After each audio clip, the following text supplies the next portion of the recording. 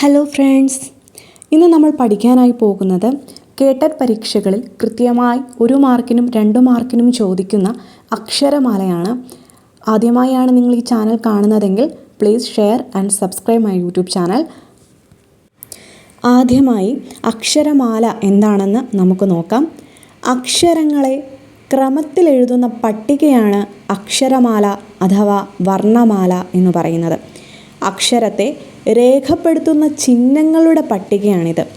അംഗീകൃത വ്യാകരണ ഗ്രന്ഥമായ കേരള പാണിനീയമനുസരിച്ച് 53 അക്ഷരസംഖ്യ.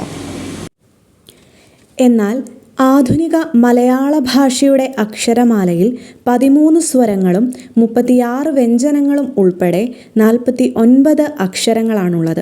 അപ്പോൾ നമുക്ക് മനസ്സിലായി, കേരള പാണിനീയമനുസരിച്ച്, അതായത് AR രാജരാജവർമ്മ എഴുതിയ കേരള പാണിനീയമനുസരിച്ച് അക്ഷരസംഖ്യ എന്ന് പറയുന്നത് 53. എന്നാൽ ആധുനിക മലയാള ഭാഷയുടെ അക്ഷരമാല അനുസരിച്ച് 13 സ്വരങ്ങളും 36 വ്യഞ്ജനങ്ങളും ഉൾപ്പെടെ 49 അക്ഷരങ്ങളാണ് ഉള്ളത്. അക്ഷരമാലയെ പ്രധാനമായും 2ആയി നമ്മൾ തരംതിരിക്കുന്നുണ്ട്. അതാണ് സ്വരങ്ങൾ, വ്യഞ്ജനങ്ങൾ എന്നിങ്ങനെ. അതിൽ സ്വരങ്ങളെ തന്നെ സമാനാക്ഷരം, സന്ധ്യക്ഷരം എന്നിങ്ങനെ 2ആയി തരംതിരിക്കുന്നു. നമ്മൾ പട്ടിക നോക്കുകയാണെങ്കിൽ നമുക്കത് കൃത്യമായി മനസ്സിലാക്കാനായിട്ട് സാധിക്കുന്നതാണ്. ഈ അക്ഷരങ്ങളെ, സ്വരാക്ഷരങ്ങളെ തന്നെ ഹ്രസ്വം, ദീർഘം എന്നിങ്ങനെ നമ്മൾ 2ആയി തരംതിരിക്കുന്നുണ്ട്.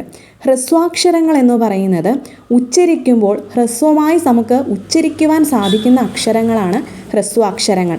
അതായത് ആ, ഈ, ഉ തുടങ്ങിയവ. ഇനി ദീർഘാക്ഷരം എന്നാൽ ആ, ഈ എന്നിങ്ങനെ ദീർഘമായി ഉച്ചരിക്കേണ്ടുന്ന അക്ഷരങ്ങളെയാണ് നമ്മൾ ദീർഘാക്ഷരങ്ങൾ എന്ന് പറയുന്നത്. ഇനി വ്യഞ്ജനാക്ഷരങ്ങളിലേക്ക് നമ്മൾ കടക്കുമ്പോൾ അവയെ നമ്മൾ വർഗാക്ഷരങ്ങൾ എന്നുകൂടി പറയുന്നു. വർഗാക്ഷരങ്ങൾ എന്ന് പറയുമ്പോൾ നമുക്കതിനെ കവർഗം, ചവർഗം, ടവർഗം, തവർഗം, പവർഗം എന്നിങ്ങനെ 5ആയി തരംതിരിക്കാവുന്നതാണ്. ഇതിൻ്റെ തന്നെ ഉച്ചാരണമനുസരിച്ച് നമുക്കിവയെ ഖരം, അധികരം, മൃദു, ഘോഷം, അനുനാസികം എന്നിങ്ങനെ കൂടി തരംതിരിക്കാവുന്നതാണ്. യ, ര, ല, വ എന്നിവയെ മധ്യമം എന്നും അല്ലെങ്കിൽ അന്തസ്ഥം എന്നും, ശ, ഷ, സ എന്നിവയെ ഊഷ്മാവ് എന്നും, ഹ എന്നതിനെ ഘോഷി എന്നും, ള, ഴ, റ എന്നിവയെ ദ്രാവിഡ മധ്യമങ്ങളെന്നും പറയുന്നു.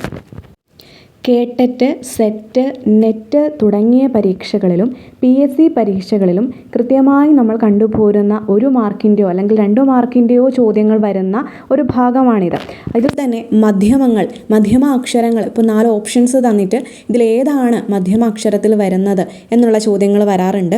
ഘോഷി ഏതാണ്, അല്ലെങ്കിൽ കവർഗത്തിൽ ഉൾപ്പെടുന്നവ ഏതാണ്, അല്ലെങ്കിൽ പവർഗത്തിൽ ഉൾപ്പെടുന്നവ ഏതാണ്, ദ്രാവിഡ മധ്യമങ്ങൾ ഏതാണ് തുടങ്ങി 4 ഓപ്ഷൻസ് തന്നിട്ട് ഇതിലേതാണതെന്ന് കൃത്യമായി രേഖപ്പെടുത്തേണ്ടുന്ന ഒരു ചോദ്യം ഉറപ്പായി മത്സര പരീക്ഷകളിൽ ചോദിക്കുന്ന ചോദ്യങ്ങളാണ്. അക്ഷരമാലയുടെ ഈ ഒരു ഭാഗം കൃത്യമായി പഠിച്ചിരുന്നാൽ മത്സര പരീക്ഷകളിൽ ചോദിക്കുന്ന ചോദ്യങ്ങൾക്ക് കൃത്യമായി ഉത്തരം രേഖപ്പെടുത്തുവാനും സ്കോർ നേടുവാനും സാധിക്കുന്നതാണ്. എല്ലാവർക്കും ഈ ഒരു വീഡിയോ ഇഷ്ടപ്പെട്ടു എന്നുണ്ടെങ്കിൽ please like, share and subscribe my YouTube channel. Thank you.